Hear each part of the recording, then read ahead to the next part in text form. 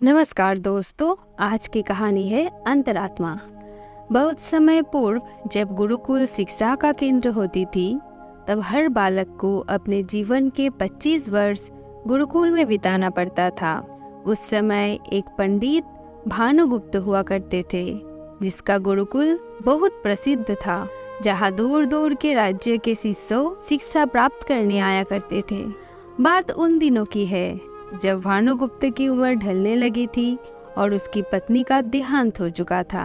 घर में एक विवाह यज्ञ, एक कन्या थी। भानुगुप्त को हर समय उसकी चिंता सताती रहती थी। वो उसका विवाह एक योग्य व्यक्ति से कराना चाहते थे, जिसके पास संपत्ति भले ना हो, पर वो कर्मठ हो, जो किन्हीं भी परिस्थिति में उसकी बेटी को खुश रखे और उचित समय पर उचित निर्णय ले सके। एक दिन उसके मस्तिष्क में एक ख्याल आया और उन्होंने इस परेशानी का हल सोचा। क्यों ना वो अपने खुद के शिष्यों में से ही योग्य वर की तलाश करे। उनसे बेहतर उनकी बेटी के लिए और क्या हो सकता है। इस कार्य के लिए उन्होंने बुद्धिमान की परीक्षा लेने का निर्णय किया और सभी शिष्यों को एकत्र किया। भानुगुप्ता ने सभी से कहा कि वो एक परीक्षा आयोजित करना चाहते हैं, जिसमें सभी की बुद्धिमानी का परिचय होगा। उन्होंने सभी से कहा कि उन्हें अपनी पुत्री के विवाह की चिंता है, जिसके लिए उनके पास पर्याप्त धन नहीं है।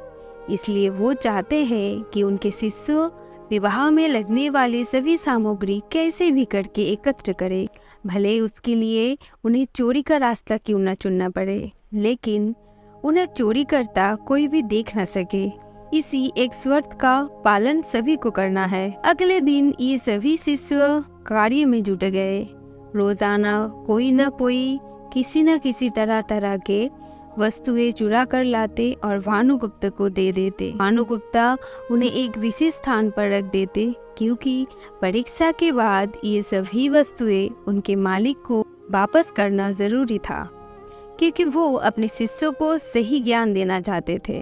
सभी शिष्य अपने अपने दिमाग से कार्य कर रहे थे, लेकिन इनमें से एक चुपचाप गुरुकुल में बैठा हुआ था, जिसका नाम था नंदलाल। वो भानुगुप्त का सबसे करीबी और होनहार छात्र था। उसे ऐसा बैठे देख भानुगुप्त ने इसका कारण पूछा। तब नंदलाल ने बताया कि आपने परीक्षा की शर्त के रूप में कहा, चोरी करते वक्त इसे कोई देख न सके।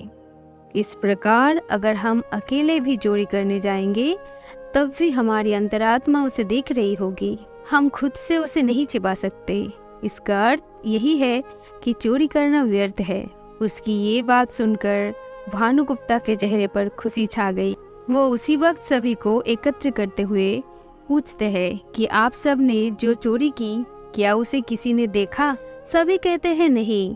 तब भानुगुप्त कहते हैं कि क्या आप अपने अंतरात्मा से भी इस चोरी को छिपा सके? सभी को बात समझ में आ गई और सबका सिर नीचे झुक गया, सिवाय नंदलाल के। भानुगुप्ता नंदलाल को बुद्धिमानी की परीक्षा में अव्वल पाते हैं और सभी के सामने कहते हैं कि ये परीक्षा मेरी पुत्री के लिए उचित वर की तलाशने के लिए रखी गई थी।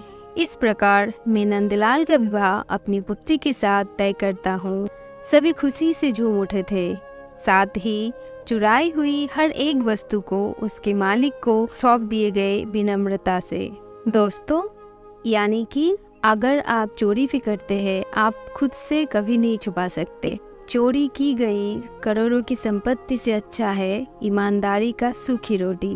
दोस्तों, अगर आप लोगों को वीडियो पसंद आए तो एक लाइक कर दीजिएगा और चैनल को सब्सक्राइब कर दीजिएगा। धन्यवाद।